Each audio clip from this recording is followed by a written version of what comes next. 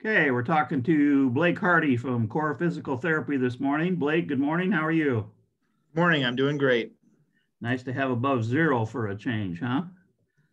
We're definitely heading in the right direction. Let's hope anyway. So, Blake, you're a partial owner. I learned a little bit yesterday about how your ownership works there at Core Physical Therapy, but I know you're one of the owners there of Core Physical Therapy. So, glad to have a few minutes with you this morning.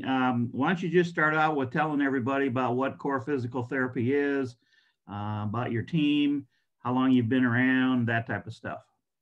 Sounds good. Well, Core Physical Therapy has two locations. One is in West Des Moines, kind of by Valley High School.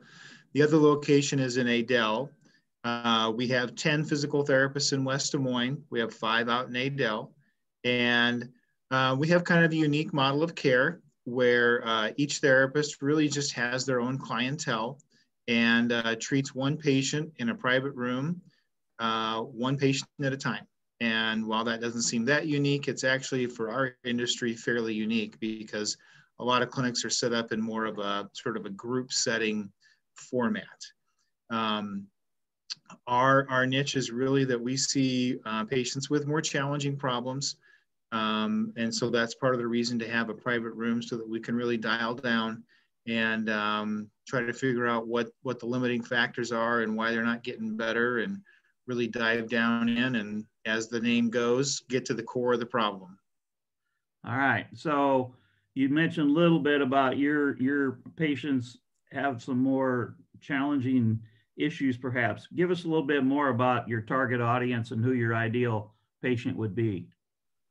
Well, really, we want to see anyone who's not able to live their life the way they want to because of one or two things. Either they can't function the way they want to, or they're having pain, or both.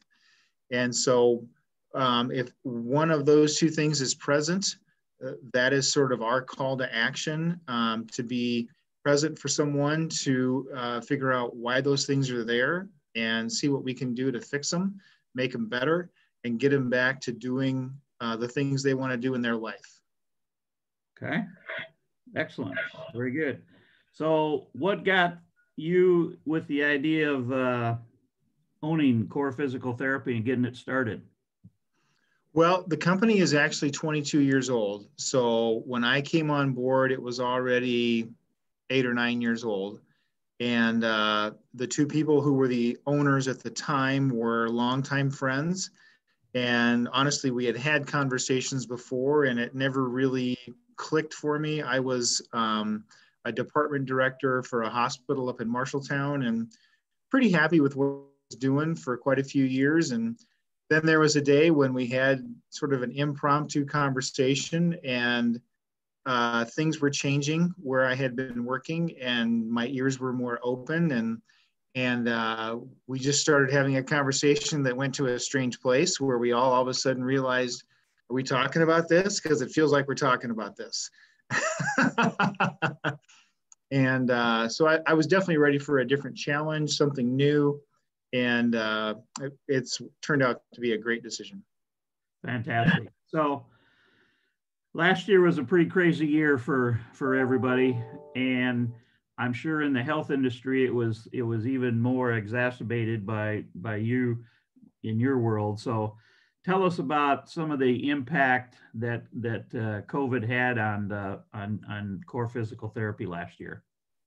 Yeah, so the biggest impact was really, right when the pandemic started. So back in March and April, when everyone was, more unsure about whether they should get out. And so our more medically fragile patients are the ones who stayed home. So your senior citizens with more complex medical history besides just pain or a physical limitation, those are folks that stayed home. So, we certainly got slower for a couple weeks. And then as things sort of started to crystallize about safely functioning, people started to come back. So we really started to see a trickle back up through May, and then back to fairly normal volume around June.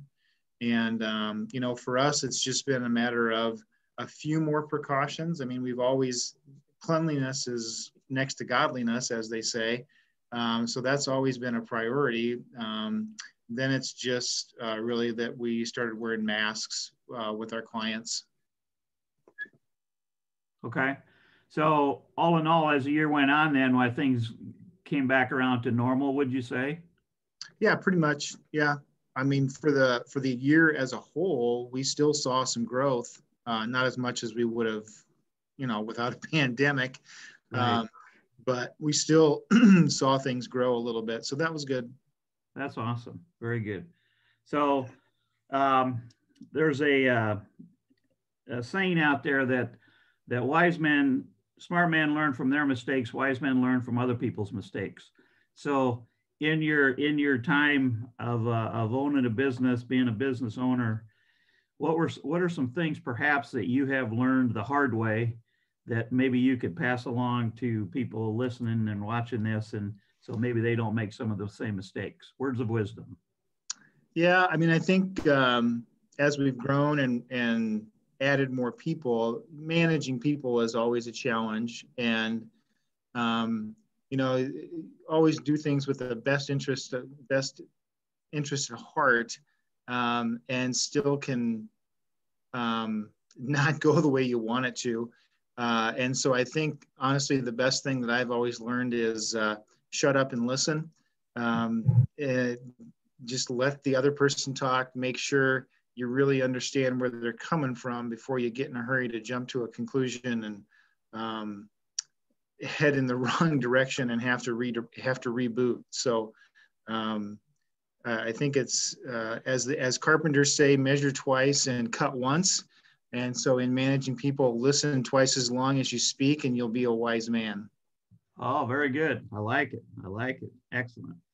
So anything that you would like to throw out there to the public on who should come in or make an appointment to get in to see any of your therapists? Anything out there that you would like to let them know that, hey, if this is happening, you probably should be talking to somebody or seeing us?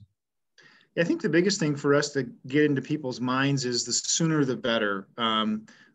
With any health condition, but especially when it comes to musculoskeletal stuff, people have a tendency to wait and hope it's going to go away. And the thing that I'll tell people is, even if the pain goes away, the problem is still there and it's going to come back. And so getting it addressed sooner means a less intensive course of care. And so you don't need a physician's referral. All you have to do is give us a call and get scheduled, and we'll get it evaluated, get a plan of action going, and get you back to a normal life. Good idea. Good thoughts. Blake, tell me something that inspires you today. Something that inspires me today.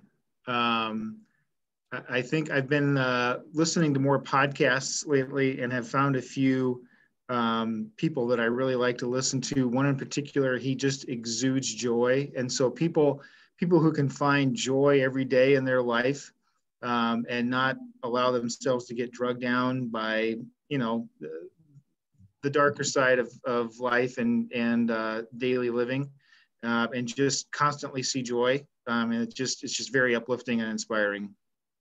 That's awesome. Yeah, good words. Good words. So, Blake, thank you very much for your time today, and hopefully everybody enjoyed our conversation. And again, thanks for being part of our YouTube channel. Thank you. You're very welcome. Thank you.